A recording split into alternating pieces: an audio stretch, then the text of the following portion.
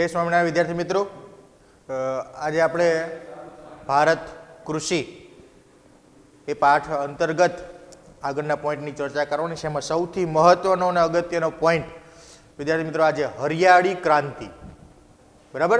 કૃષિ ક્ષેત્રે આવેલો આમૂલ પરિવર્તનનો પાયો એટલે આ હરિયાળી ક્રાંતિ, બરાબર। એ પછી જ દેશની અંદર અનાજ ઉત્પાદન વધ્યું। અનાજ ઉત્પાદન થકી દેશના ખેડૂતોની પરિસ્થિતિ કંઈક અંશે, બરાબર, આપણે બહુ ના કહી શકીએ પણ કંઈક અંશે થોડી સારી બની। અને આ જે હરિયાળી ક્રાંતિએ જે વિક્રમો સર્જ્યા કૃષિ ઉત્પાદનની અંદર, એના કારણે દેશની અંદર પણ ખોરાક સંરક્ષણ, અનાજ સંરક્ષણને એક મજબૂત પીઠબળ મળ્યું કહેવું હોય તો કહી શકીએ આપણે, બરાબર। એક સમય એવો હતો કે આપણે આઝાદી સમયે બહારથી અનાજની આયાત કરવી પડતી હતી, અને હરિયાળી ક્રાંતિના જે કંઈ પણ સુધારાઓ દેશની અંદર અમલમાં આવ્યા અને ત્યાર પછી એનું જે પરિણામ મળ્યું એ ખૂબ જ લાભદાયક હતું કે જે અનાજની આપણે આયાત કરતા હતા એ અનાજને આપણે કદાચ બહારના દેશમાં વર્તમાન સમયની અંદર નિકાસ કરીએ છીએ એવું કહીએ, બહારના દેશમાં મોકલતા થઈ ચૂક્યા છીએ। તે સંપૂર્ણ સ્વાવલંબન અનાજ ક્ષેત્રે આપણે આ હરિયાળી ક્રાંતિના કારણે કરી શક્યા છીએ। તો આ હરિયાળી ક્રાંતિને આપણે સમજીએ મિત્રો, શું હતું આ? તો આઝાદી સમયે આપણે જોઈએ ભારતની માત્ર ને માત્ર જનસંખ્યાની વાત કરીએ તો એ સામાન્ય જનસંખ્યા આશરે 36 કરોડ 10 લાખની હતી આપણી। 1951 ની અંદર પહેલી વસ્તી ગણતરી કરીએ આપણે આઝાદી પછીની એમાં, અને એ સમયે આપણે બહારથી અનાજ લાવવું પડતું હતું, બરાબર। હવે વિચારો, આજે વર્ષ 2011 ની અંદર 121.02 કરોડ વસ્તી છે અને બધાને અનાજ પૂરતું મળી રહે છે અને વધારાના અનાજની બહાર નિકાસ કરીએ છીએ। એના પરથી જ સમજી શકાય કે આઝાદી સમયે અને આઝાદી પછીના આટલા વર્ષોની અંદર આ હરિયાળી ક્રાંતિનું કેટલું મહત્વ રહ્યું ને એના કારણે કેટલું અનાજ ઉત્પાદન આપણે વધાર્યું, બરાબર। એ આપણે આગળ જોઈશું, અનાજ સંરક્ષણમાં એના આંકડાકીય માહિતી પણ જોઈશું કેટલું અનાજ આપણે વધાર્યું। અત્યારે જોઈએ હરિયાળી ક્રાંતિ અંતર્ગત દેશના ખેડૂતોને કઈ કઈ બાબતો તરફ ધ્યાન દોરવાનું કહેવામાં આવ્યું અને કઈ કઈ બાબતોનો અમલ કરવામાં આવ્યો અને શું પરિણામ મળ્યું આપણને હરિયાળી ક્રાંતિ અંતર્ગત। તો વિદ્યાર્થી મિત્રો, હરિયાળી ક્રાંતિ સૌથી પહેલા તો સ્વાભાવિક રીતે શરૂઆત થઈ 1960ના દશકની અંદર। હરિયાળી ક્રાંતિની શરૂઆત 1960ના દશકની અંદર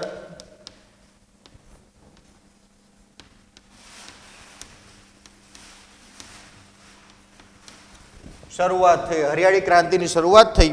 એ પહેલા સમયગાળો એવો હતો કે અનાજની તીવ્ર અછત રહેતી હતી, પણ હરિયાળી આ જે ક્રાંતિ કરી એ અનાજની એના કારણે અનાજની જે પરાવલંબી સ્થિતિ હતી, બીજાના ઉપર આપણે આધાર રાખવો પડતો એવી સ્થિતિ હતી, એની અંદર થોડા ઘણા જે કંઈ સુધારાઓ કરવામાં આવ્યા હરિયાળી ક્રાંતિ અંતર્ગત ફાયદો એટલો બધો થયો કે આજે આપણે અનાજ ક્ષેત્રે સંપૂર્ણ સ્વાવલંબન ભોગવીએ છીએ, સંપૂર્ણ સ્વાવલંબી બન્યા છીએ। તો એ અંતર્ગત કઈ કઈ બાબતો હરિયાળી ક્રાંતિ અંતર્ગત દેશની અંદર કૃષિ ક્ષેત્રમાં કયા કયા સુધારાઓ અમલમાં આવ્યા એ પોઈન્ટ આપણે અહીંયા જોવાનો છે। તો એની અંદર સૌથી પહેલા તો હરિયાળી ક્રાંતિની અંદર સૌથી મહત્વનો આધાર હોય છે બિયારણો ઉપર।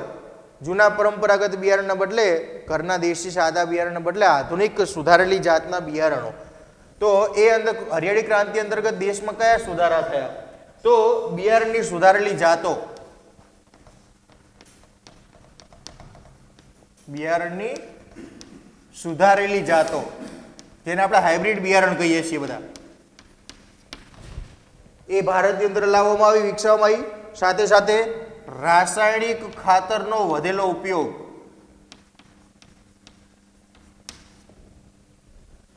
રાસાયણિક ખાતરનો વધુ ઉપયોગ, એ પહેલા માત્ર ને માત્ર કુદરતી ખાતર આધારિત ખેતી કરવામાં આવતી હતી, સજીવ ખેતી, એટલે ઉત્પાદન ઓછું મળતું હતું। રાસાયણિક ખાતરનો ઉપયોગ વધ્યો, સામે ખેડૂતોની પ્રચંડ મહેનત,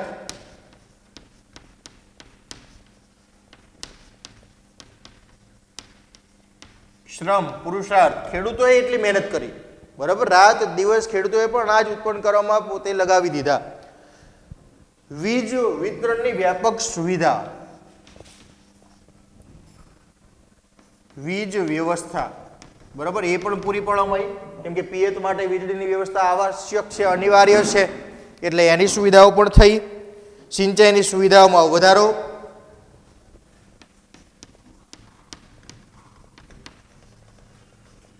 સિંચાઈની સુવિધામાં વધારો વગેરે સુધારાથી, આ બધા જે સુધારાઓ થયા વગેરે સુધારાઓથી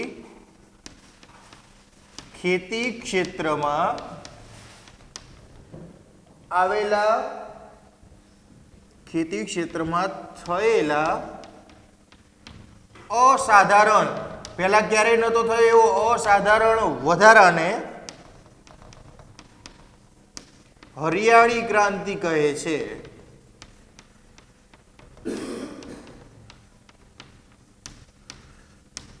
વિદ્યાર્થી મિત્રો પ્રશ્ન પૂછાય કે હરિયાળી ક્રાંતિ એટલે શું?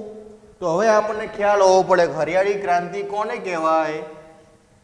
તો કયા કયા સુધારાઓ થયા એ ખાસ યાદ રાખવાનું છે.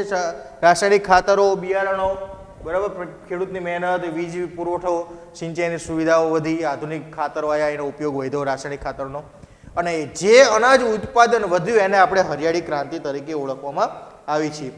હરિયાળી ક્રાંતિનો મુખ્ય ઉદ્દેશ શું હતો?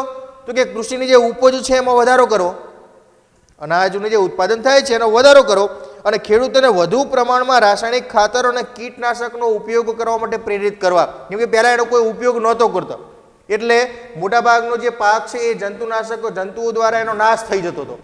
એટલે ખેડૂતોને સમજાવવામાં આવ્યું કે તમે રાસાયણિક ખાતરો, જંતુનાશકોનો ઉપયોગ કરો અને પાકનું રક્ષણ કરો. એને પ્રેરવામાં આવ્યા અને કૃષિ ઉપજમાં વધારો કરવાનું જે લક્ષ્ય હતું એ લક્ષ્યની અંદર સફળતા પણ મળી. ખેડૂતોને સમજાયા કે તમે આ પ્રમાણે નવા આધુનિક ખાતરો જે છે, જે વિશ્વમાં ચાલે છે, એનો ઉપયોગ કરો અને તમારા અનાજનું સંરક્ષણ કરો તો અનાજ ઉત્પાદન વધશે. બરાબર, તો એ અનાજ સંરક્ષણ થયું ને અનાજ ઉત્પાદન પણ વધવા લાગ્યું. હરિયાળી ક્રાંતિથી ઘઉં અને ડાંગરનો જે પાક છે એમાં વિક્રમજનક ઉત્પાદન થયું. આ બંને પાકની અંદર ઘણું ઉત્પાદન આવ્યું અને બંને આપણા મહત્વના ધાન્ય પાકો કહી શકીએ આપણે. બરાબર, તો હરિયાળી ક્રાંતિથી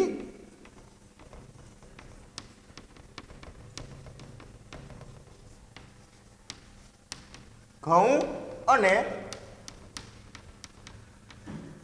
ડાંગરના ઉત્પાદનમાં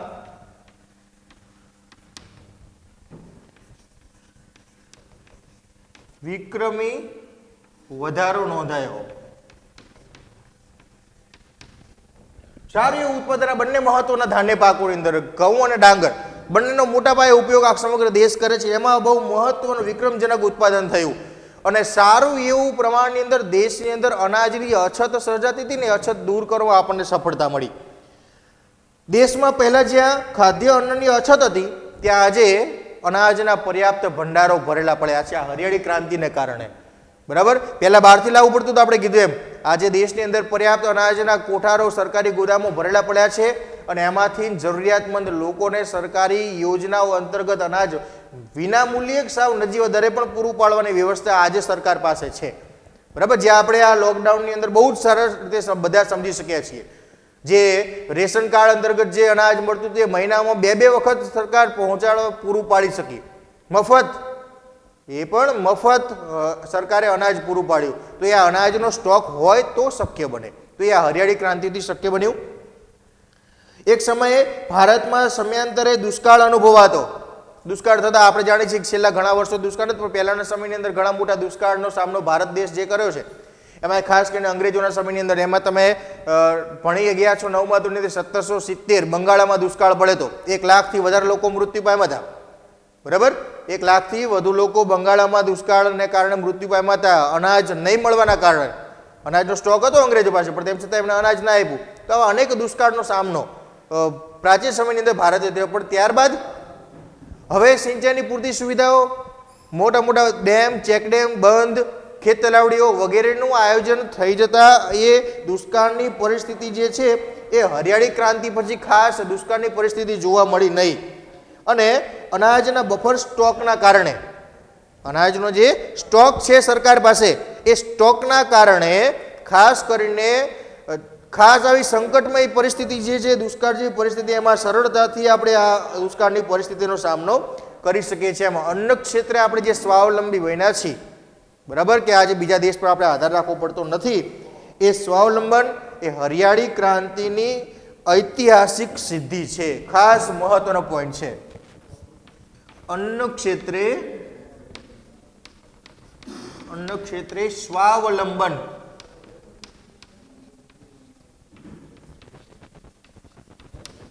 હરિયાળી ક્રાંતિની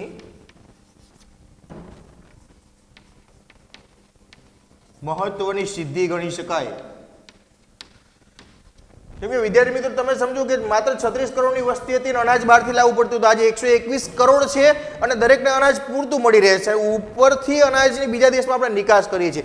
કેટલું બધું અનાજ ઉત્પાદન આપણે કર્યું આ હરિયાળી ક્રાંતિ અંતર્ગત. એટલે કે બહુ જ મોટી ઐતિહાસિક સિદ્ધિ ગણી શકાય કે આટલું મોટું અનાજ પ્રત્યે સ્વાવલંબન આપણે થયું, એ બહુ મોટી સિદ્ધિ છે. હરિયાળી ક્રાંતિથી મિત્રો કોઈ પણ વસ્તુ ક્યારેય એક તરફી ફાયદો ન કરાવી શકે. હરિયાળી ક્રાંતિથી ફાયદો થયો ચોક્કસ અત્યારના સમય સુધી, પણ સાથે સાથે હવે ધીમે ધીમે હરિયાળી ક્રાંતિ કરતા રાસાયણિક ખાતરોનો ઉપયોગ વધતા, જંતુનાશક દવાઓનો ઉપયોગ વધતા ખેડૂતોની લાલચમાં પણ વધારો થયો કે હવે આનાથી વધારે ઉત્પાદન મેળવી છે, એટલે એ લોકો વધુને વધુ રાસાયણિક ખાતરો, જંતુનાશકોનો ઉપયોગ કરતા ગયા.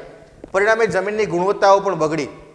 એટલે હવે હરિયાળી ક્રાંતિ હવે આવનારા સમયમાં પણ હજુ પણ હરીફ રાષ્ટ્રો સાથે આપણે જો ટકી રહેવું પડશે, દુનિયાના વિકસિત રાષ્ટ્રોની સરખામણીમાં ભારતીય કૃષિને પણ જો મજબૂત બનાવવું હશે તો નવી હરિયાળી ક્રાંતિ કરવા માટે સજ્જ રહેવું પડશે વિદ્યાર્થી મિત્રો. પણ એ નવી હરિયાળી ક્રાંતિ જે હવે આવશે ને, એ આધુનિક ખાતરો બિયારણમાં નહીં આવે, એ આવશે આધુનિક સાધનોની અંદર, ટેકનોલોજીની અંદર આવશે, ટેકનિકલ સુધારાની અંદર આવશે. કેમ કે આપણે જાણીએ છીએ કે આજે પણ દેશની અંદર હજુ પણ ઘણા એવા વિસ્તારો છે કે જ્યાં મજૂરોની તીવ્ર અછત હોય છે. ઘણી બધી જગ્યાએ અછતના કારણે યોગ્ય પાક ઉત્પાદન કે યોગ્ય સમય પાકનું વાવેતર થઈ શકતું નથી, એટલે ઉત્પાદન ઓછું આવે છે. પણ જો એની અંદર યાંત્રિકીકરણ થશે, ટેકનોલોજી આવશે, તો વિદ્યાર્થી મિત્રો વિકસિત રાષ્ટ્રોની સાથે એ રાષ્ટ્રોમાં જેવી ખેત ઉત્પાદન આવે છે એમના અર્થકારણમાં ખેતીનો જેટલો હિસ્સો છે એ ભારતમાં પણ થઈ શકે એમ છે. બરાબર, કેમ કે ભારતના ખેડૂતો પ્રચંડ તંતોડ મહેનતુ તો છે જ. આજે રોકડિયા પાકનું વાવેતર વધ્યું, બધા જ લોકો રોકડિયા પાકનું વાવેતર વધારે કરે છે, જેમ કે કપાસ છે, શેરડી છે, શણ છે, આપણે જાણીએ છીએ જીરું છે, વરિયાળી, બરાબર, એવા પાકનું વધારે ઉત્પાદન થયું. એટલે સામે ધાન્ય પાકો અને કઠોળ પાકનું વાવેતર ઘટ્યું અને એક જ પાકનું વારંવાર પુનરાવર્તન થતાં વારંવાર કપાસ ને વારંવાર શેરડી ને એવા એ રોકડિયા પાકનું વાવેતર થતાં જમીનની ફળદ્રુપતા પણ ઘટી.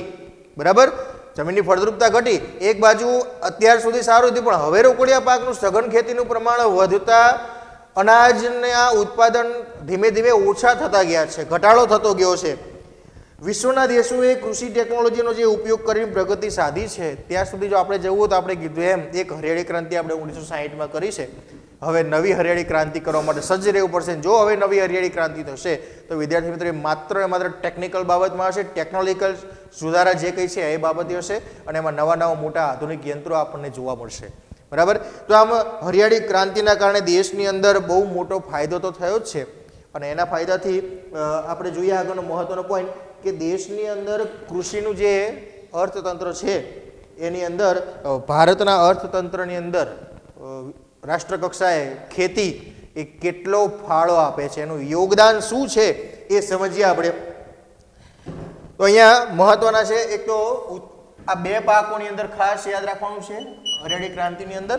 અને હરિયાળી ક્રાંતિથી એક મહત્વની સિદ્ધિ, કઈ સિદ્ધિ? તો કે સ્વાવલંબન, અનાજ ક્ષેત્રનું સ્વાવલંબન એ મહત્વની સિદ્ધિ છે. ત્યારબાદ મહત્વનો પોઈન્ટ વિદ્યાર્થી મિત્રો આપણે જોઈ એ છે ભારતીય અર્થતંત્રની અંદર કૃષિનું યોગદાન.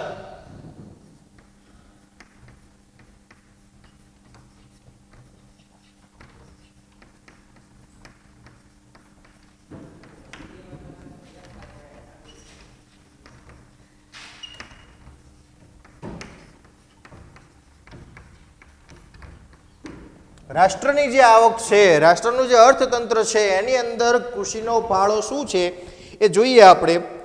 તો આજે પણ ખેતી એ ભારતનો મુખ્ય વ્યવસાય છે. આઝાદી સમયે કૃષિ ક્ષેત્રે જે ભારણ હતું થોડું ઓછું થયું, તેમ છતાંય હજુય દેશના અર્થતંત્રની અંદર એ કૃષિનો મહત્વનો ફાળો આપી શકાય એમ છે, પણ તેમ છતાં એનું યોગદાન જે છે મહત્વનું ગણી શકાય. કેમ કે આઝાદી થઈ ત્યારે દેશની અંદર મોટા મોટા ઉદ્યોગ વ્યવસાય ધંધા નહોતા. કૃષિ જ એક દેશના વિકાસનો પાયો હતો, એટલે એના ઉપર બહુ મોટું ભારણ હતું. પણ આજે વર્તમાન સમયની અંદર દેશની અંદર નવા નવા કેટલાય ઉદ્યોગોએ ભોગ પેસાર કર્યો છે. અનેક વિદેશી કંપનીઓ દેશમાં મૂડીરોકાણ કરે છે અને તે થકી દેશની આવકમાં વધારો થયો છે. નવા ઉદ્યોગો રોજ સ્થપાતા જાય છે, નવા રોજગારના ક્ષેત્રો ખુલતા જાય છે. એટલે દેશના અર્થતંત્ર પર કૃષિ ઉપર જે ભારણ હતું કે એમાંથી જ દેશનું અર્થતંત્ર ચાલે, એમાં થોડું ભારણમાં ઘટાડો થયો. પણ તેમ છતાંય દેશના 68% વધુ લોકો જ્યારે કૃષિ સાથે સંકળાયેલા હોય ત્યારે દેશના અર્થતંત્રમાં એનો હિસ્સો પણ ખૂબ જ મહત્વનો બની રહે છે. તો દેશના અર્થતંત્રમાં એનું યોગદાન જોઈએ આપણે તો તે લગભગ અડધો લોકોને રોજગારી પૂરી પાડે છે. આજે પણ દેશના અડધા લોકોને રોજગારી પૂરી પડે છે કૃષિમાંથી.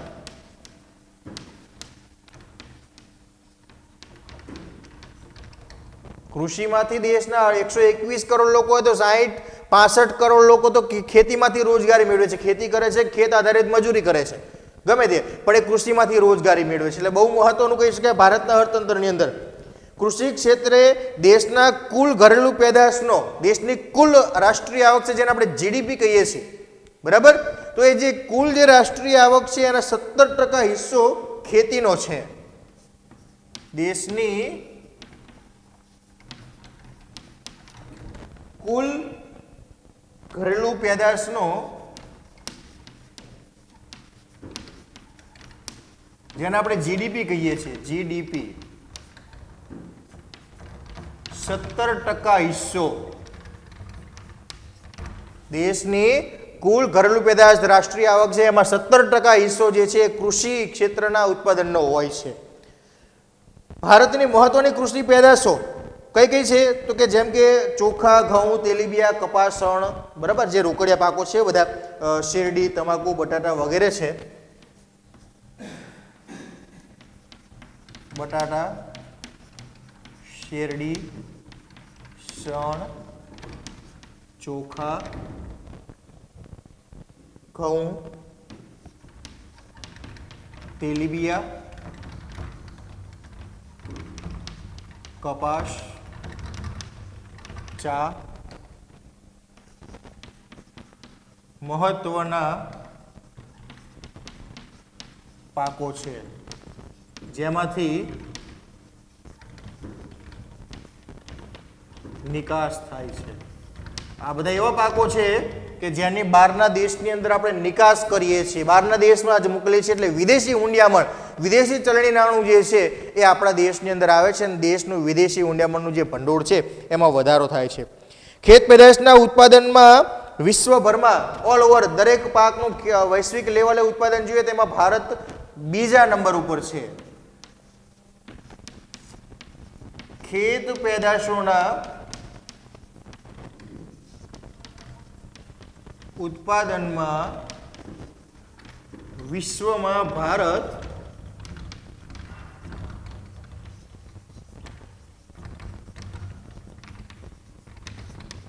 બીજા સ્થાને છે. બધી પેદાશો, કોઈ એક પાક નહીં, ખેત ક્ષેત્રની બધી જ તમામે તમામ અનાજ, કઠોળ, ધાન્ય પાકો, તેલીબિયા, રોકડિયા પાકો બધાની ઓલ ઓવર જો ગણતરી કરીએ તો વૈશ્વિક લેવલે ભારત એના ઉત્પાદનની અંદર બીજા નંબર ઉપર છે. કેટલાક માલ જે છે ખાસ કેટલાક ઉદ્યોગો માટે ખેત ઉત્પાદન ખૂબ જ મહત્વનું છે. જેમ કે સુતરાઉ કાપડ, દેશનો મહત્વનો ઉદ્યોગ છે સુતરાઉ કાપડ ઉદ્યોગ, બરાબર. દેશના મોટાભાગના લોકો ઉદ્યોગોની અંદર મોટાભાગના લોકોને રોજગારી આપતો વ્યવસાય છે. આપણે ઉત્પાદન ઉદ્યોગોનો પાઠ પણ એની અંદર આવશે. 13મા પાઠની અંદર સુતરાઉ કાપડ ઉદ્યોગ દેશનો મહત્વનો ઉદ્યોગ શા માટે છે ત્યારે એની ચર્ચા વધારે કરશું.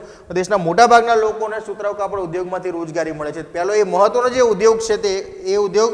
ત્યારબાદ ખાંડ ઉદ્યોગ, કાગળ, તેલ વગેરે ઉદ્યોગોનો કાચો માલ ખેતીમાંથી મળે છે.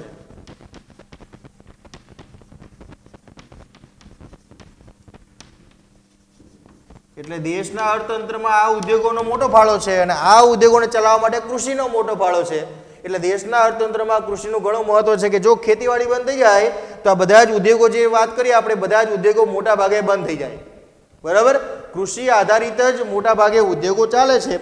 એટલે એના કાચા માલ માટે ખૂબ જ મહત્વના કૃષિના પાકો, ઘણા બધા પાકો છે. આ તો આપણે કેટલાક પ્રમુખ ઉદ્યોગોના નામ લેખા, ઘણા બધા ઉદ્યોગો છે, ઉત્પાદિત ઉદ્યોગો આપણે જોઈશું.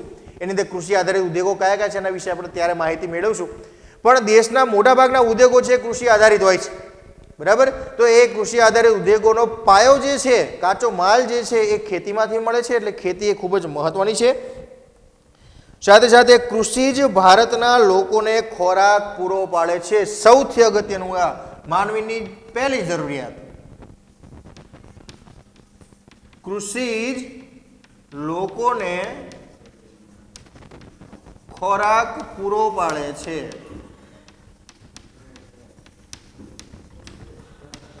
એટલે દેશ માટે કૃષિ ખૂબ જ અગત્યની છે. પછી એ દેશનો સાવ સામાન્ય ગરીબ વ્યક્તિ હોય કે સૌથી ધનિક વ્યક્તિ હોય, દરેકને ખોરાક માટે કૃષિ ઉપર આધાર રાખવો જ પડે છે. એક પણ ખોરાક એવો નથી આપણો કે જે ડાયરેક્ટ ખેતીવાડી વગર તૈયાર થઈ જતો હોય, મશીનમાં તૈયાર થઈ જતો હોય. છે એવો કે જેનાથી આપણે ખોરાક, આપણી ભૂખ સંતોષી શકતા હોય? એના માટે તો દરેક વ્યક્તિએ, ગરીબ વ્યક્તિથી શરૂ કરી ધનવાન વ્યક્તિએ, તમામ વ્યક્તિઓએ ખેતીનો જ આધાર લેવો પડે છે. એટલે કૃષિ ખોરાક માટે ખૂબ જ મહત્વનો પાયો છે. પણ તેમ છતાંય દેશની અંદર વરસાદની અનિયમિતતા છે, અનિશ્ચિતતાઓ છે, સિંચાઈની થોડી ઘણી સુવિધાઓનું પ્રમાણ પણ ઓછું છે. એટલે બજારની અંદર વૈશ્વિક લેવલે આપણો ભારતનો જે દેખાવ છે એ આમ સાતત્યપૂર્ણ બહુ સારો છે એમ ન કહી શકીએ. પણ તેમ છતાંય દેશ માટે કૃષિનું ક્ષેત્ર એ ઘણું વિશાળ છે એવું ચોક્કસ કહી શકીએ. ચાલો વિદ્યાર્થી મિત્ર, આગળનો ખૂબ જ અગત્યનો અને આજે આપણા દેશ માટે ને વિશ્વ કક્ષાએ ખૂબ જ મહત્વનો પોઈન્ટ એટલે અનાજ સંરક્ષણ. ખેતીની અંદર સુધારાઓ કરી, હરિયાળી ક્રાંતિઓ કરી, નવા ટેકનિકલ સુધારા, સંસ્થાકીય સુધારા કરીને અનાજ ઉત્પાદન એટલું બધું કરી દીધું કે ખેતીની ખોરાકની જે સમસ્યા હતી વિદ્યાર્થી મિત્રો એ આપણે લગભગ નાબૂદ કરી દીધી, દૂર કરી દીધી. પણ એમાં એક નવી સમસ્યાનો જન્મ થયો, એ થયું અનાજ સંરક્ષણ. કેમ આ મુદ્દાને સમાવેશ કરવો પડ્યો? આ વૈશ્વિક લેવલે અનાજ સંરક્ષણની વાતનો કેમ સ્વીકાર કરવો પડ્યો? કેમ કે આજે આપણે જોઈએ છીએ કે આજે જે રીતે અનાજનો બગાડ થઈ રહ્યો છે, આપણે જાણીએ છીએ આપણી આજુબાજુની અંદર, હોટલોની અંદર હોય, લગ્ન પ્રસંગની અંદર હોય, કોઈ મોટા મેળાવડાઓ જામ્યા હોય એની અંદર હોય કે દૈનિક ઘરે હોય, કોઈ પણ જગ્યાએ આજે અનાજનો બગાડ જે છે ને એ બહુ જ મોટા પાયે, ખાસ કરીને જે મોટા સમારંભો થઈ રહ્યા છે કોઈ પણ જગ્યાએ, બરાબર, કોઈ પણ જગ્યાએ જે મોટા ભોજનો, સામૂહિક ભોજનો થઈ રહ્યા છે એમાં બહુ જ મોટા પાયે દેશની અંદર અનાજનો બગાડ થઈ રહ્યો છે. આજે દેશના કદાચ 15 થી 16 કરોડ લોકો એવા છે કે જેને 2 સમયનું ભોજન નસીબ થતું નથી અને બીજી બાજુ અનાજનો એટલો જ બગાડ થાય છે. તો આ જે પરિસ્થિતિ છે એને સામનો કરવા માટે અનાજ સંરક્ષણ કરવું જ પડશે. અને અનાજ સંરક્ષણ માટે કોઈ મોટી યોજનાઓ નથી, કોઈ સરકારી ઉપાયો નથી. સૌથી મહત્વનો ઉપાય એટલે સમજણ. માણસે સમજણ કેળવવી પડશે. દરેક નાગરિક તરીકે આપણે સમજવું જોઈશે કે આપણી થાળીમાં જે ભોજનનો ભાગ આવ્યો છે એ પુષ્કળ તનતોડ મહેનત કર્યા પછી આવ્યો છે. ઘણી બધા ખેડૂતોની મહેનત લાગી છે ત્યારે આપણી થાળીમાં એ પહોંચે છે અને આપણી થાળીમાં પહોંચે છે. આપણે નસીબદાર છીએ. ઘણા એવા લોકો આજે રાત્રે એમને એમ સુવાના છે કે જે કદાચ ભોજન વગર જ સુવાના છે. તે બધા લોકોનો ખ્યાલ કરી અને આપણી ડીશમાંથી અનાજનો એક પણ દાણો બગાડ ન થાય એ જોવાની ફરજ આપણી છે.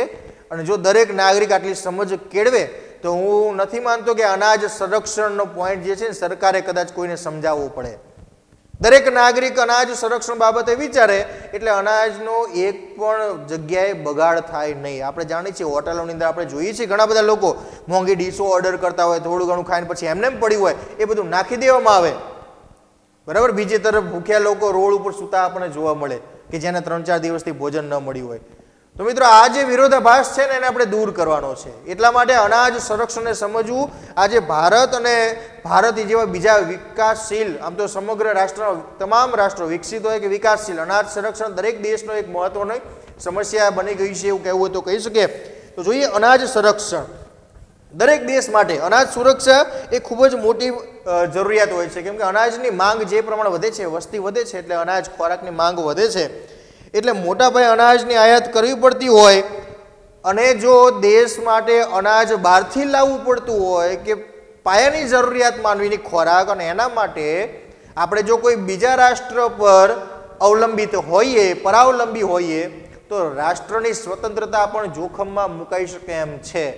તમે વિચારો કે આપણે કદાચ દેશની જનતા માટેનું અનાજ જે છે બહારના દેશો પાસેથી જ સતત આયાત કરવું પડતું હોય અને એ દેશો કદાચ આપણી સામે આકરી શરતો મૂકે કે તમારે અમને અનાજના બદલે બીજી વસ્તુ આપવી પડશે, આટલો ભાવ આપવો પડશે, તો આપણે ના છૂટકે પણ ખોરાક છે, જરૂરિયાત તો પડશે જ, ખરીદવું પડશે.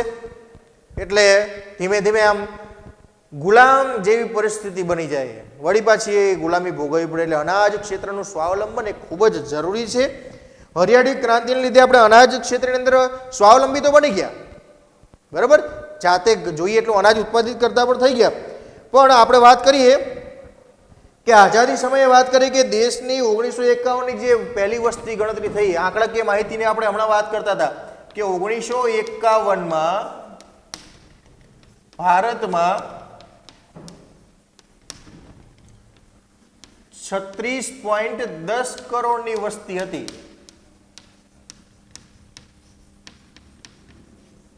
36.10 કરોડ, 10 લાખ, બરાબર, એટલે એટલી વસ્તી હતી. આજે એટલે કે વર્ષ 2011 પ્રમાણે 2011ની જે વસ્તી ગણતરી થઈ, 11માં ભારતમાં કેટલી વસ્તી હતી તો કે 121.02 કરોડ લોકો હતા. અને આ જે પ્રમાણ છે 2011નું છે, 2020ના આંકડા જાહેર કરી તો 131 કરોડ લોકો છે. અનાજ ઉત્પાદન સારું લઈ છે આપણે, હરિયાળી ક્રાંતિને કારણે અનાજ ઉત્પાદન તો ચોક્કસ લઈ લીધું. કેટલું ફેર પડ્યો તમે વિચારો કે 36 કરોડ જ્યારે હતા ત્યારે અનાજ બહારથી લાવવું પડતું હતું, બીજા દેશમાંથી આયાત કરવી પડતી હતી. આજે 121 કરોડ લોકોને અનાજ વિના મૂલ્યે પૂરું પાડી શકાય, સરકાર પાસે એવી ક્ષમતા છે, તો ચોક્કસ અનાજ ઉત્પાદન તો ચોક્કસ થયું. પણ તેમ છતાં એવું કહેવાય છે કે દેશની અંદર 15 થી 16 કરોડ લોકો દૈનિક ખાધા વગર સૂઈ જાય છે. તો આમાં ક્યાંક ને ક્યાંક નાગરિક તરીકે આપણી ભૂલ થાય છે, ક્યાંક ને ક્યાંક અનાજનો બગાડ થાય છે, કેમ કે અનાજ ઉત્પાદન ચોક્કસ થાય, નહીં તો 121 કરોડ લોકોને ભૂખે મરવાનો વારો આવે જો અનાજ ઉત્પાદન ના થતું હોત તો અનાજ ઉત્પાદન તો ચોક્કસ થાય છે. ઘઉં અને ડાંગર જેવા પાકની વાત કરી કે વિક્રમી ઉત્પાદન આપણે કર્યું, તો કેટલું ઉત્પાદન હતું તો જોઈએ તો એ ધાન્ય પાકો 1950-51ની અંદર 1950 અને 51માં એ જે ધાન્ય પાકો તમે ઉત્પાદન કેટલું લીધા હતા આપણે અનાજનું ઉત્પાદન, તો 51 કરોડ ટન અનાજ ઉત્પાદન થતું હતું. 51 કરોડ ટન અનાજ ઉત્પાદન 1950-51ની વાત કરીએ જ્યારે વસ્તી 36 કરોડ હતી ત્યારે, બરાબર. ત્યાર પછી ભારતની અંદર વાત કરીએ આપણે કે વર્ષ 2013-14ની અંદર અનાજ ઉત્પાદન કેટલું થયું તો કે એનો વિક્રમીજનક આંકડો હતો કે વર્ષ 2013-14માં, અને આ એવો સમય છે કે જેમાં સઘન ખેતી રોકડિયા પાકનું વાવેતર વધી ગયું હતું, તેમ છતાંય અનાજનું ઉત્પાદન 265.4 કરોડ 265.04 કરોડ ટન અનાજ. વિચારો કેટલા ગણું અનાજ ઉત્પાદન થયું, 5 ગણાથી પણ વધારે અનાજ ઉત્પાદન આપણે કર્યું. એટલું અનાજ ઉત્પાદન તો ચોક્કસ થાય છે કે દેશની ન્યૂનતમ જરૂરિયાત, ઓછામાં ઓછી જરૂરિયાત તો ચોક્કસ પૂરી કરી શકાય. પણ આ ભંડારને ટકાવી રાખવું એ ખૂબ જ મહત્વનું છે. અનાજનો બફર સ્ટોક ઉત્પન્ન કરવો પડશે, બરાબર. બફર સ્ટોક એટલે એવો સ્ટોક કે જેને સંકટ સમયે વાપરવા માટે સરકાર દ્વારા કરાયેલો સ્ટોક, બરાબર, એવો બફર સ્ટોક ઊભા કરવો પડશે. અને અનાજના ઉત્પાદન સમયે અનાજની તંગી અટકાવી શકાય એમ છે. અનાજના ગોદામો જે છે એને સાચવવાની વૈજ્ઞાનિક પદ્ધતિઓ, નહીં તો ઘણીવાર એવું થાય સ્ટોક કરેલો અનાજ છે એ બગડી જાય છે વરસાદના પાણીથી કે જીવાત પડવાથી કે ગમે તે રીતે. ઘણીવાર અવારનવાર પ્રકાશિત એવા કિસ્સાઓ થતા રહે છે કે લાખો ટન અનાજ સડી ગયું હોય, બગડી ગયું હોય, પાણીમાં પલળી ગયું હોય, જે કોઈને અનાજનો ખોરાકનો કોળિયો ન બની શકે અને સડી જાય આટલું બધું અનાજ, તો એ કરુણતાની વાત કહી શકાય. તો ગોડાઉનને સાચવવાની જે પદ્ધતિઓ છે એ પણ વૈજ્ઞાનિક પદ્ધતિઓ અપનાવી શકાય, અનાજનો બગાડ અટકાવી શકાય. અનાજ, આ બધું જે અનાજ છે બચાવેલું અનાજ, હજારો પરિવારો એવા છે કે જેને વિના મૂલ્યે આપી અને તમે એની ભૂખ મિટાવી શકો એમ છો. અનાજનો બગાડ થતો એ વર્તમાન સમયની ખૂબ જ અનાજની સંરક્ષણ એ વર્તમાન સમયની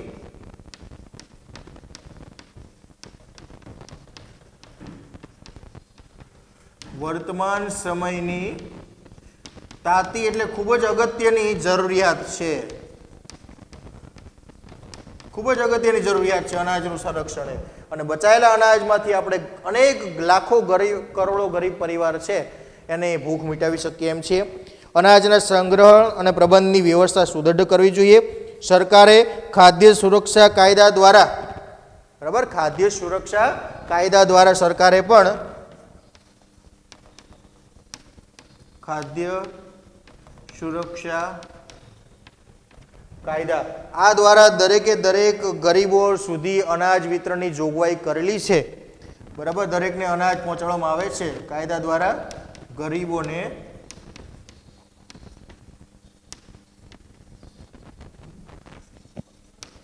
અનાજ વિતરણ થાય છે, પણ તેમ છતાંય હજુ પણ ઘણી બધી એવી જગ્યાઓ છે જ્યાં મોટા ભાગે ઘણી બધી જગ્યાએ અનાજનો દુર્વ્યય થતો આપણે જોઈ શકીએ છીએ.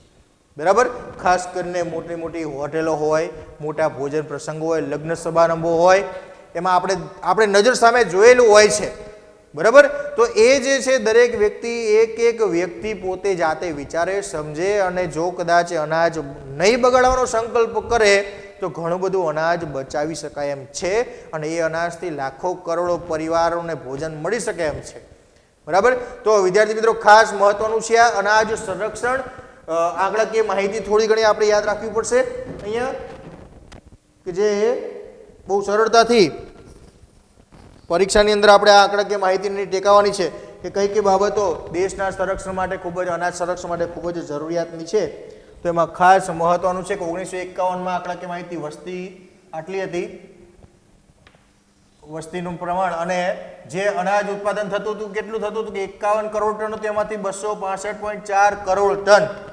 બરાબર, અને વર્તમાન સમયની ખાસ મહત્વની તાતી જરૂરિયાત છે અનાજનું સંરક્ષણ. અને એક ખાસ આ કાયદો આપણે યાદ રાખશું, ગ્રાહક ખાદ્ય સુરક્ષા કાયદા અંતર્ગત દેશના લાખો કરોડો લોકોને, આપણે દેશની જો આપણે ગુજરાતની જ વાત કરીએ તો 181 કરોડ પરિવારોને રાશન કાર્ડ આ વખતે સરકારે કદાચ આ કોરોના જેવી મહામારી છે એમાં વિના મૂલ્યે રાશન આપવા સુધીની સુવિધા સરકાર દ્વારા કરવામાં આવી. તો ક્યારે થઈ શકે? જ્યારે અનાજ સંરક્ષણ થઈ શકે તો જ થઈ શકે. બફર સ્ટોક હોય આપણી પાસે, ગોદામો ભરેલા હોય તો તમે આપી શકો. ગોદામો જ ખાલી હોય, સ્ટોક જ ના હોય તો ગરીબોને અનાજ પહોંચાડવાની વ્યવસ્થા સરકાર પણ કરી શકે નહીં. એટલે એક આદર્શ નાગરિક તરીકે આપણે એક ખાસ મહત્વનું કે બને ત્યાં સુધી અનાજનો બગાડ આપણાથી ન થાય એ દરેકે દરેક નાગરિકની ફરજ જાણી અને એને પૂરેપૂરી નિષ્ઠાથી નિભાવવી જોઈએ. આગળ જોઈએ આપણે ભારતની ખેતી પર વૈશ્વિકીકરણ, દુનિયામાં એકબીજા રાષ્ટ્રો વૈશ્વિકીકરણ આપણે જોયું ઉદ્યોગોની અંદર. આગળ સરકારે વૈશ્વિકીકરણને અમલમાં મૂક્યું 1991થી. એમાં દુનિયાને એકબીજા સાથે જોડવાથી, એકબીજા રાષ્ટ્રો એકબીજા સાથે જોડાવાથી ભારતની ખેતી પર શું અસર થઈ? તો જોઈએ ભારતની ખેતી પર વૈશ્વિકીકરણની અસરો.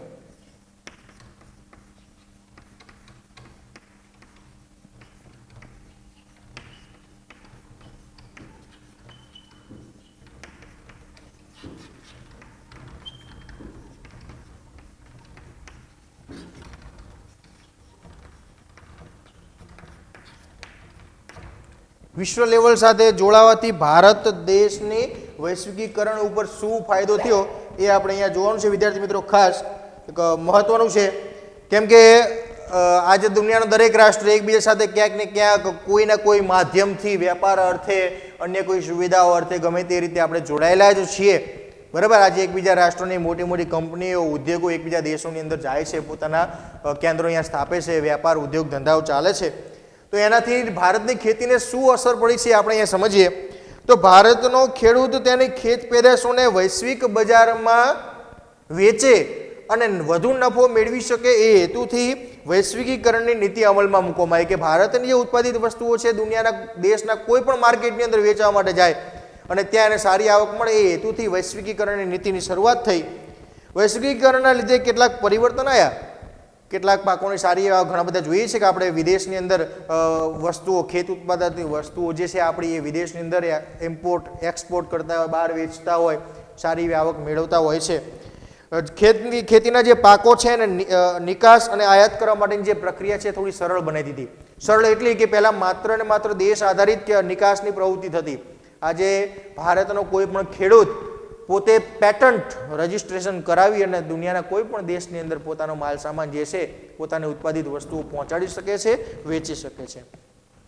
ખાસ કરીને ગુજરાતમાંથી કપાસ, આ જે વૈશ્વિકીકરણ તેમાં શું થયું ફેરફાર તો કે ગુજરાતમાંથી કપાસ, મરચા, તલ ચીનના બજારમાં ગયા. વૈશ્વિકીકરણના કારણે ગુજરાતમાંથી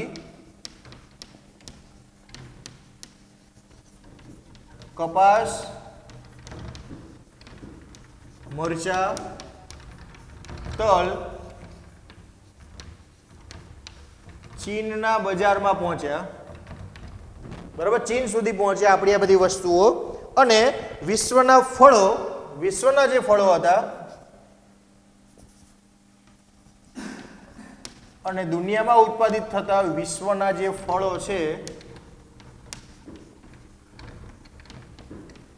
ભારતના બજારમાં આવ્યા.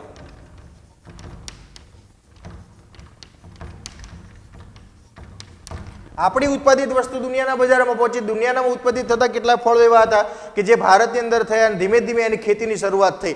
એવા એક વિદ્યાર્થી મિત્રો જાણીતા ફળની એક વાત કરીએ આપણે. થાઈલેન્ડનું ફળ છે જાણીતું, આપણા દેશમાં ધીમે ધીમે કેટલાક ખેડૂતોની ખેતી શરૂ કરી છે. ડ્રેગન ફ્રૂટ જેને કહીએ આપણે, બરાબર. બહુ ઓછા લોકો કદાચ પરિચિત હશે, પણ પૌષ્ટિક તત્વ ફ્રૂટ અને એની કિંમત પણ એવી હોય છે કે એક નંગની કિંમત 80 થી 90 રૂપિયા હોય છે. વજન 600 થી 700 800 ગ્રામ સુધીનું વજન. થાઈલેન્ડનું મૂળ ફળ છે આ, પણ એના ફળની ખેતી ઘણા બધા ખેડૂતોએ ભારતમાં શરૂ કરી સારી એવી આવક મેળવી રહ્યા છે. બરાબર, તો આવા જે અનેક ફળો છે કે જે બહારના દેશમાં થાય છે તે ફળો અહીંયા ભારતમાં આવ્યા, એના સુધારેલા બિયારણો વિકસાવવામાં આવ્યા અને એની ખેતી શરૂઆત કરીને ઘણા બધા ખેડૂતો મબલક પાક, મબલક કમાણી મેળવી રહ્યા છે. બરાબર, એવું ને બીજું એક ફળની વાત કરીએ તો ખલેલા. આમ તો ખલેલા, ખારેક તો કોઈ ઈરાન ઈરાકની બહુ જ વખણાય, પણ ભારતમાં પણ ઘણા બધા વિસ્તારો એવા થઈ ચૂક્યા છે કે જેની ખારેકો હવે ભારતથી બહાર વિદેશની અંદર વેચાણ માટે જઈ રહી છે. ખજૂર જેને કહીએ છીએ આપણે, બરાબર. તો આવા અનેક લાભો વૈશ્વિકીકરણથી ભારત જેવા દેશને એના લાભ પણ મળ્યા. સાથે સાથે બહુરાષ્ટ્રીય કંપનીઓ દ્વારા વેચવામાં આવતા મોંઘા ભાવના જીનેટિકલ મોડિફાઈડ બીટી બિયારણ પણ મળ્યા. બહુરાષ્ટ્રીય કંપનીઓ દ્વારા, બહુરાષ્ટ્રીય કંપની એટલે કે જેની શાખાઓ અનેક દેશમાં હોય, બહુરાષ્ટ્રીય કંપનીઓ દ્વારા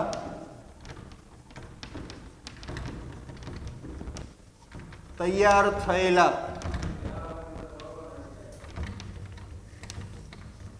આધુનિક જીનેટિકલ, ખાસ યાદ રાખવાનું છે આ જીનેટિકલ મોડિફાઈડ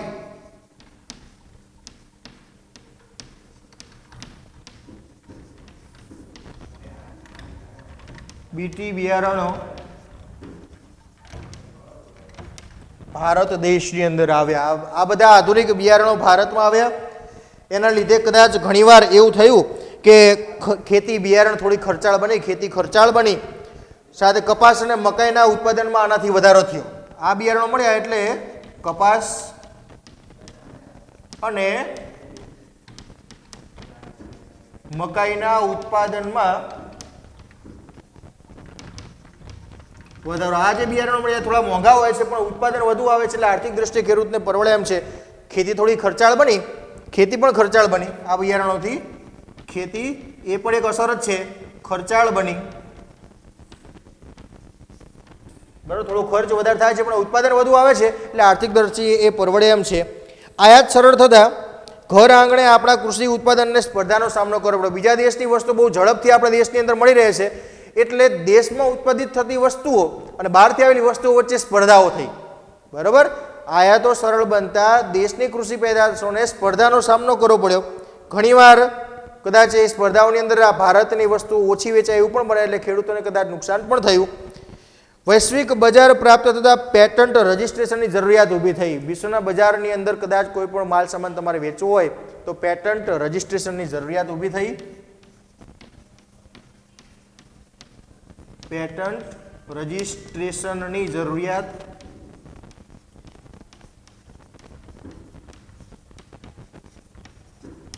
ઊભી થઈ. આજે દુનિયાનો કદાચ ભારતનો કોઈ પણ વેપારી વિશ્વના બજારની અંદર પોતાનો માલ સામાન વેચતો હોય તો એને પેટન્ટ નોંધાવવી પડે અને પેટન્ટ દેશના નામે જ ચાલે છે.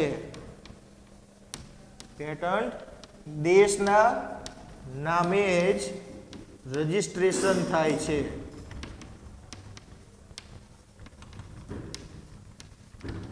બરોબર, આપણી વાડીમાં આજુબાજુની અંદર સમજી લો કે શકરાભાઈના મરચા બહુ વખણાતા હોય અને શકરાભાઈએ મરચા વિદેશની અંદર અમેરિકામાં વેચવા હોય ત્યાં તે નિકાસ કરે તો અમેરિકાના બજારની અંદર શકરાભાઈના મરચાના માર્કેટથી ચાલે નહીં. અહીંયા ભારતથી આવેલો માલ, ઇન્ડિયાનો માલ, મેડ ઇન ઇન્ડિયાનો લોગો લાગે, અહીંયા મેડ ઇન શકરાભાઈ નહીં ચાલે. બરાબર, તો ટૂંકમાં જે પેટન્ટ છે રજિસ્ટ્રેશન થાય એ દેશના નામે જ થશે. કોઈ પણ વસ્તુ કોઈ પણ માર્કેટની અંદર બહારના દેશોમાં વેચાવા જાય ત્યાં રજિસ્ટ્રેશન કરાવવું પડે અને રજિસ્ટ્રેશન છે દેશના નામે થાય એ ખૂબ જ જરૂરી છે. આમ વૈશ્વિક બજારોમાં થતી સ્પર્ધાનો સામનો પણ ઘણીવાર આ ખેતીની વૈશ્વિકીકરણના કારણે કદાચ કરવો પડ્યો. તેમ છતાંય નવી ટેકનોલોજીને અપનાવતાની સાથે સાથે ગુણવત્તા, ક્વોલિટી પણ સજીવ ખેતીનું વર્તમાન સમયમાં એટલું જ મહત્વ વધ્યું છે. એના ઉપર પણ આપણે વિદ્યાર્થી મિત્રો ધ્યાન આપવું પડશે. અને આવનારા સમયની સાથે સાથે કદાચ ભવિષ્યની અંદર જે કૃષિની જે ઝડપે માંગ વધી રહી છે એ વધતી માંગને, વધતી જતી વસ્તી, એના ખોરાકની જરૂરિયાતને પહોંચી વળવા માટે આર્થિક પ્રગતિ જો વધુ કરવી હોય તો વળી પાછી એક નવી હરિયાળી ક્રાંતિ માટે આપણે દરેકે સજ્જ રહેવું પડશે. અને હરિયાળી ક્રાંતિ જે મિત્રો આપણે કહી છે માત્ર ને માત્ર ટેકનિકલ બાબતમાં આવશે અને એનાથી જ આપણે દેશ, પોતાના પરિવાર અને સમાજને અને દેશને વૈશ્વિક કક્ષાએ જોડી અને સારી એવી આર્થિક પ્રગતિ સાધી અને દેશના વિકાસમાં સારો એવો ફાળો આપી શકશો. તો અહીંયા આપણો આ પાઠ ભારત કૃષિ જેનો આપણે અહીંયા પૂર્ણ કરીએ છીએ, આપણો પાઠ અહીંયા પૂર્ણ થાય છે. દેશના અર્થતંત્રમાં ખૂબ જ મહત્વનો ફાળો ભજવનાર કૃષિ એ દેશનું સૌથી મોટો વ્યવસાય છે. એ ક્યારે ના ભૂલવું જોઈએ. અને વ્યવસાયમાં જોડાયેલા લોકો તનતોડ મહેનત કરી દેશને પ્રગતિ આપવાનો પ્રયત્ન કરે છે અને એમાં આમની નવી ક્રાંતિઓ દ્વારા અનાજ ઉત્પાદન અને એમની આર્થિક પ્રગતિઓ આગળ ને આગળ વધતી રહે તો દેશનો સારો એવો ફાયદો થઈ શકે એમ છે. સાથે સાથે થોડીક નાગરિક તરીકેની સમજ કેળવીને અનાજ સંરક્ષણની જે જરૂરિયાત આપણે વાત કરી એ પણ વિદ્યાર્થી મિત્રો જો કેળવાય તો આજે વેડફાતા અનાજનો સદુપયોગ થઈ શકે એમ છે. તો દરેકે વિદ્યાર્થી મિત્રો ખાસ ભારત કૃષિ પાઠ આપણે અહીંયા પૂર્ણ કરીએ છીએ. ખૂબ જ મહત્વનો પાઠ છે, બરાબર, પરીક્ષાની દ્રષ્ટિએ પણ અને આપણે જીવનની ઉપયોગિતાની દ્રષ્ટિએ પણ. કે આમાંથી ઘણા બધા લોકો આપણે બધા કૃષિ વ્યવસાયમાં જોડાવાના જ છીએ અથવા જોડાયેલા છીએ. બરાબર, આવનારા સમય એની જરૂરિયાત પણ છે પણ એ કૃષિને માત્ર વૈજ્ઞાનિક ઢબે કરવાની જરૂરિયાત છે. નવા સુધારાઓ વિશ્વ લેવલે જે ટેકનિકલ થઈ રહ્યા છે એને આપણે અપનાવવાની જરૂરિયાત છે. અને એ ત્યારે જ થઈ શકે જ્યારે ભારતનો ખેડૂત ગરીબ અને અભણમાંથી જ્યારે શિક્ષિત અને ધનવાન બનશે ત્યારે આ નવી ટેકનોલોજીથી થયેલી ક્રાંતિ દેશમાં સજ્જ થશે અને દેશનું અનાજ ઉત્પાદન પણ ચોક્કસ વધશે. તો આ પાઠને આપણે અહીંયા રાખીએ છીએ. આ પાઠ આપણો અહીંયા પૂર્ણ થાય છે. જય સ્વામી.